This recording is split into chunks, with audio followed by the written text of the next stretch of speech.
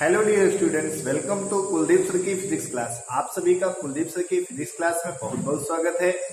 आज मैं आप लोग को बहुत ही इजी वे में न्यूमेरिकल करना सिखाऊंगा।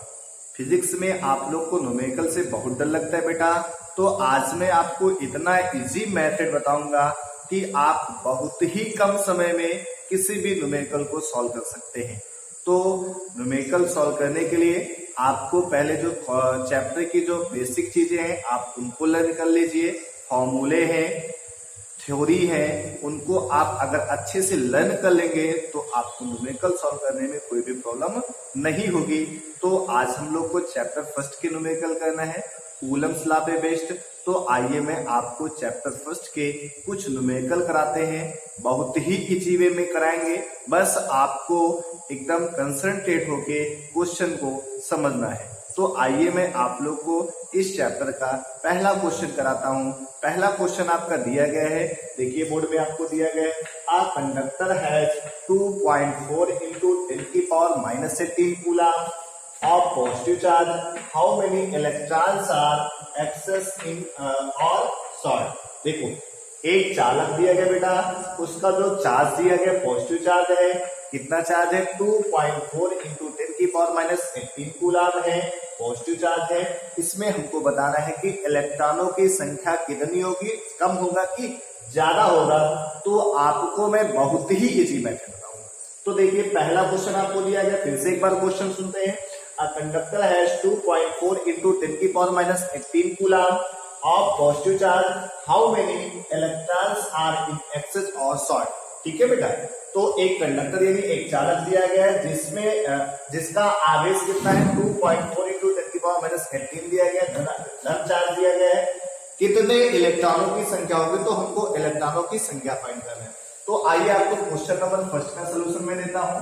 देखो क्वेश्चन फर्स्ट का सोल्यूशन क्या है बेटा, पहले तो हमको क्वेश्चन का कॉन्सेप्ट समझना है कि क्वेश्चन में कौन कौन सी वैल्यू दी गई है और कौन सी वैल्यू हमको फाइंड करना है। अगर आप कॉन्सेप्ट नहीं क्वेश्चन का समझ पा रहे हैं तो चाहे जितना छोटा क्वेश्चन हो चाहे बड़ा क्वेश्चन हो, आप क्वेश्चन सॉल्व नहीं कर पा रहे। अभी मैंने जो तीनों क्वेश्चन लिखे बहुत ही इजी लिखा है। पहला क्वेश्चन यानी पहला भी इजी है, दूसरा भी इजी है, तीसरा भी इजी है। इजी लिखने का मतलब है कि अभी स्टार्टिंग के क्वेश्चन है, पहले आसान करते हैं फिर उसके बाद क्या करते हैं, हार्ड की ओर बढ़ते हैं।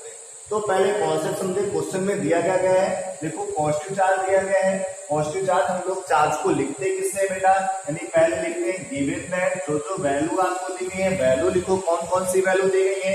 क्यू की वैल्यू दी गई है 2.4 into 10 की पावर -18 कूलम। क्यू की वैल्यू बेटा कितनी दी गई है? 2.4 into 10 की पावर -18 कूलम दिया गया है। उसके बाद आपको चार्ज ऑफ इलेक्ट्रॉन पता है कि इलेक्ट्रॉन का चार्ज कितना होता है? 1.6 into 10 की पावर -19 कूलम होता है। आपको फार्मूला पता है, फार्मूला क्या होता है बेटा? फार्मूला होता है Q is equal to N. Q is equal to क्या होता है बेटा? एन ही होता है। अगर यहां से n निकालेंगे तो हो जाएगा Q बाई E, क्योंकि m निकालने का मतलब हमको नंबर ऑफ इलेक्ट्रॉन्स कैलकुलेट करना है। तो नंबर ऑफ इलेक्ट्रॉन्स कैलकुलेट करने का मतलब हमको n की वैल्यू फाइंड करना है।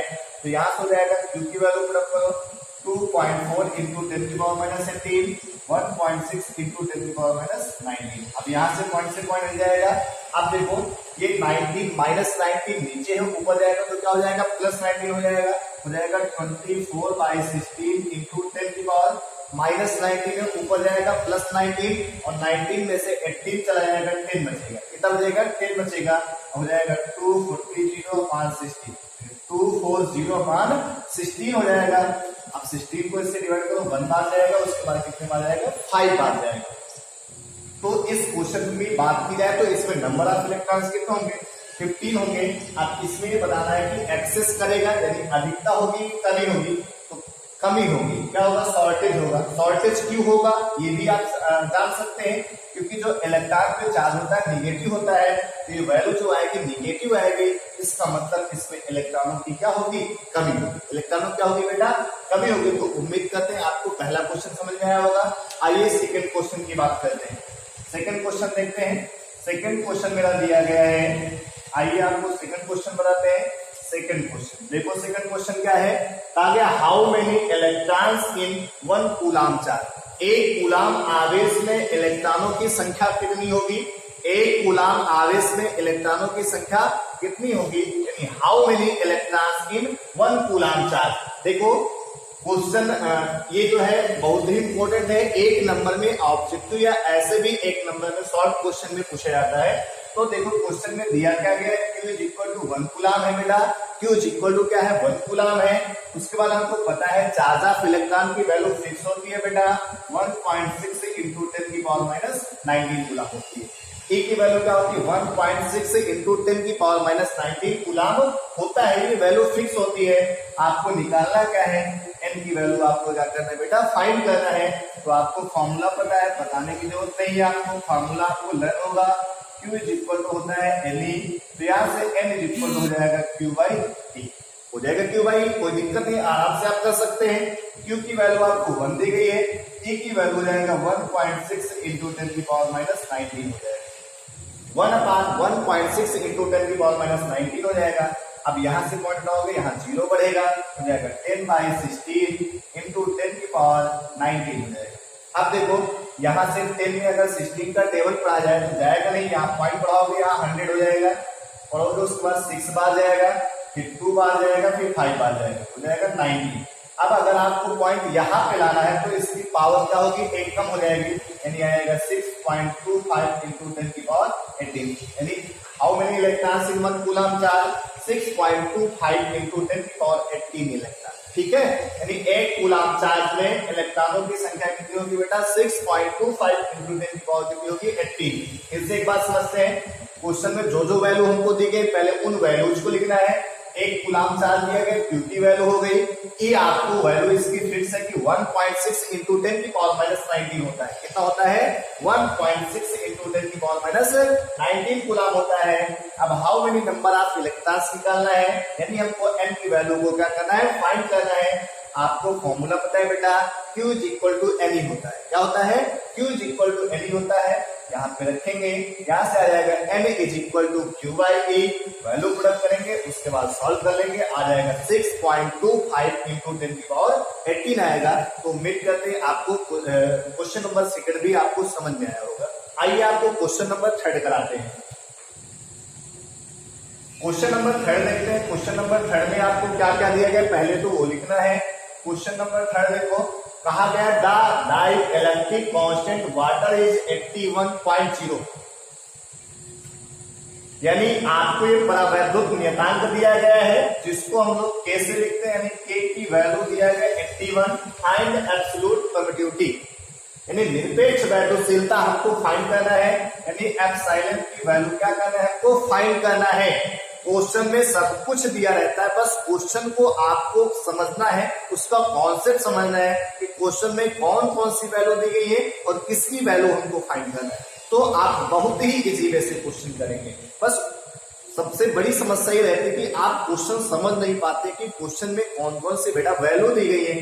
तो पहली बात तो आपको क्वेश्चन को कम से कम 2-3 बार पढ़े, समझ में आए कि क्वेश्चन में क्या क्या दिया गया है और क्या हमको निकालना है। देखिए आपको जैसे इसमें K की वैल्यू दी गई, एप्सिलॉन की वैल्यू हमको फाइंड करना है, और एप्सिलॉन नॉट की वैल्यू आपको पता है होता है 8.85 इंटू 10 की पावर माइनस 12, 8.85 इंटू 10 की पावर माइनस 12 होता है। आपको ये पता है कूलाम स्क्वायर पर न्यूटन मीटर स्क्वायर, आपको ये पता ही है।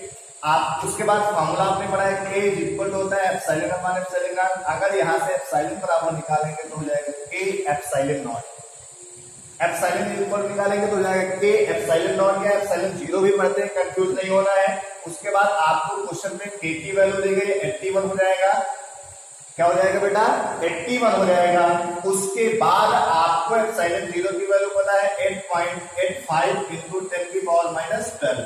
अगर आप इसको मल्टीप्लाई करते हैं तो आएगा 717.56 ऐसे कुछ आएगा, इंटू 10 की पावर माइनस 12 आएगा।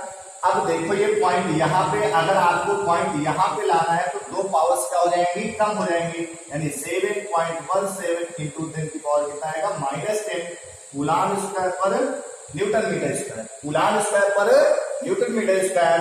तो उम्मीद करते हैं आपको क्वेश्चन समझ में आया होगा। K की वैल्यू दी गई है, एप्सिलॉन की वैल्यू फाइंड करना है, एप्सिलॉन 0 की वैल्यू आपको फिक्स है, ये कांस्टेंट है, इनकी वैल्यू हमको लर्न होनी चाहिए। के की हो गई, एप्सिलॉन 0 की हो गई, mass of electron, mass of proton, mass of alpha particle, इन सब की वैल्यू हमको लर्न होनी चाहिए। अगर आपको ये वैल्यू लर्न नहीं है तो भी समस्या हो सकती है, वैसे समस्या कोई नहीं होनी है। क्वेश्चन आएगा तो क्वेश्चन में नीचे वैल्यू उसकी दी रहेंगी, ठीक है। तो आप बहुत ही इजी वे से क्वेश्चन कर सकते हैं। तो आपको मैंने 3 क्वेश्चन बताए। अब इसके बाद आपको मैं अपने नेक्स्ट वीडियो में इसके आगे कूलम्स लॉ पे बेस्ड क्वेश्चन कराऊंगा।